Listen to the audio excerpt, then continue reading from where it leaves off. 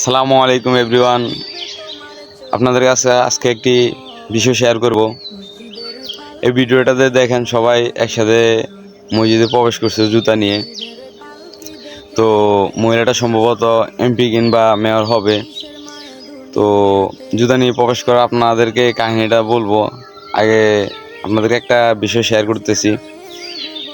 তো মুসলমানরা যে জায়গায় হচ্ছে আল্লাহর কাছে মাথা নত করে সিজদা করে, সে জায়গায় হচ্ছে এরা জুতা নিয়ে ঢুকছে।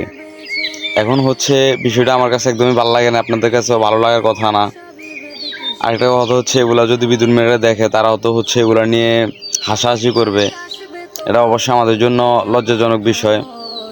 তো যেখানে মুসলমানরা মাথা নত করে আল্লাহর কাছে সিজদা করে, সেখানে আবার জুতা নিয়ে ঢুকা, এটা অবশ্যই এটা নিন্দনীয় বিষয়। তো এখানে হচ্ছে মহিলারা হচ্ছে এমপি কিংবা মেয়র হবে, একজন কমেন্ট করছে।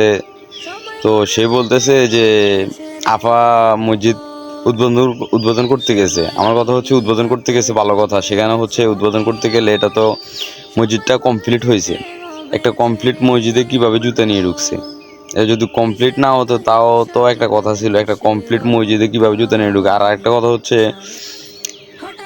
এখন তো হচ্ছে প্রচলিত যে কোনো দোকান উদ্বোধন বা যে কোনো কিছু উদ্বোধন করা, ফিতা কেটে উদ্বোধন করা হয়। আমার মতে হচ্ছে একটা মসজিদ উদ্বোধন করতে হলো সেখানে হচ্ছে জুতা রেখে, জুতা পা থেকে খুলে তারপরে ফিতা কেটে উদ্বোধন করা আমি মনে করি। আর সেখানে তো ও উদ্বোধন করছেই, উদ্বোধন করে ভিতরেও প্রবেশ করছে জুতা নিয়ে।